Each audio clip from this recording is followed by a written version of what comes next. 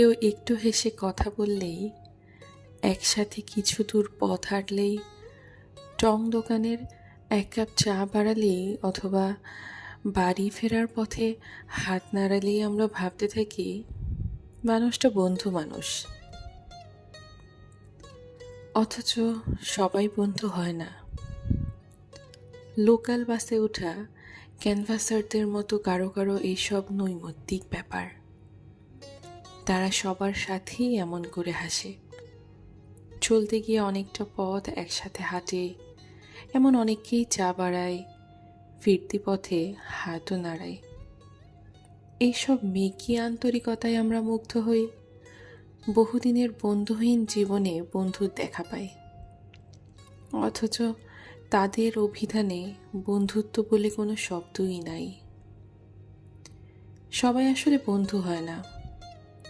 সবাই হাসে, কিন্তু কান্না মোছার কারণ হয় না। সবাই হাঁটে, কিন্তু পথ হারালে পাথেয় হয় না। সবাই চা বাড়ায়, কিন্তু চিনির পরিমাণে খেয়াল রাখে না। ফিরতি পথে সবাই হাত নাড়ে, কিন্তু ঠিকঠাক বাড়ি পৌঁছলো কিনা সেই খোঁজ সবাই রাখে না। যারা হাসির আড়ালে কান্না মোছার কারণ হয় তারা বন্ধু। যারা হাঁটতে হাঁটতে পথ হারালে পাথেয় হয় তারা বন্ধু। যারা চায়ের সাথে চিনির পরিমাণ মনে রাখে বন্ধু তারাই। যারা বিদায়ের পরেও গন্তব্যে পৌঁছানোর দায় মনে রাখে তারাই বন্ধু। কারোর সাথে মিশতে গেলে আসলে এত কিছু মাথায় থাকে না।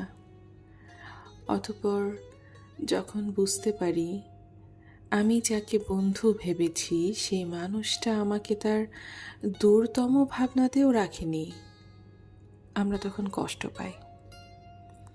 কাউকে ভালোবাসলে যদি সেই মানুষটা তাকে ভালো না বাসে তখনও মানুষ কষ্ট পায়, কিন্তু কাউকে বন্ধু ভাবলে যদি সেই মানুষটা তাকে বন্ধু না ভাবে তখন মানুষ অপমানিত হয়। এবং স্বভাবতই ভালো না বাসার কষ্টের চেয়ে বন্ধুত্বে না রাখার অপমান অধিক যন্ত্রণার। এতক্ষণ আমি আবৃত্তি করছিলাম কবি সালমান হাবিবের একটা কবিতাটার নাম আসলে উনি এখনো উল্লেখ করেন নাই, তো বইয়ের নামটা উল্লেখ করেছেন। বইয়ের নাম হচ্ছে দূরের মানুষের কোনো ডাক নাম থাকে না। তো ওনার এই কবিতাটা আসলে ওনার ম্যাক্সিমাম কবিতায় আমি যা দেখেছি মানে আমার ভালো লাগে, কারণ ভীষণ বাস্তব ধর্মী একটা কবিতাগুলো। তো এই কবিতাটা আসলে আমি যখন ফেসবুক স্ক্রোল করতে করতে যখন সামনে আসলো, আমি যখন এটা পড়ছিলাম আমার কাছে মনে হলো যে আসলেই তো তাই। মানে আমরা যে হুটহাট করেই বন্ধু পাতিয়ে নিই এই সামান্য একটু চা খাওয়ানোতে, দুইটা একটু মিষ্টি কথাতে যে আমরা বন্ধুত্ব পাতিয়ে নিই কারোর সাথে, এটা আসলে ঠিক না। কারণ বন্ধুত্বের বিষয়টা আসলে অন্য লেভেলের, এটা একটা অন্য জায়গার একটা জিনিস। এটা শুধুমাত্র এক কাপ চা বা একটু হেসে কথা বলাতেই বন্ধুত্ব কখনোই হয় না।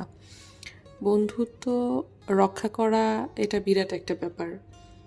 আর এখনকার যুগে তো অবশ্যই ভালো বন্ধু নির্বাচন করা খুবই কঠিন, কারণ আপনি জানেন না আপনার সামনের মানুষ বা আশেপাশের মানুষটা আপনি যার সাথে বন্ধুত্ব করতে চাচ্ছেন সে আসলে কেমন বা আপনার প্রতি কতটা সে ডেভোটেড হবে। তো আসলে আমাদের উচিত সবার বন্ধু নির্বাচনে খুবই সতর্ক হওয়া। সবাই ভালো থাকবেন, ধন্যবাদ।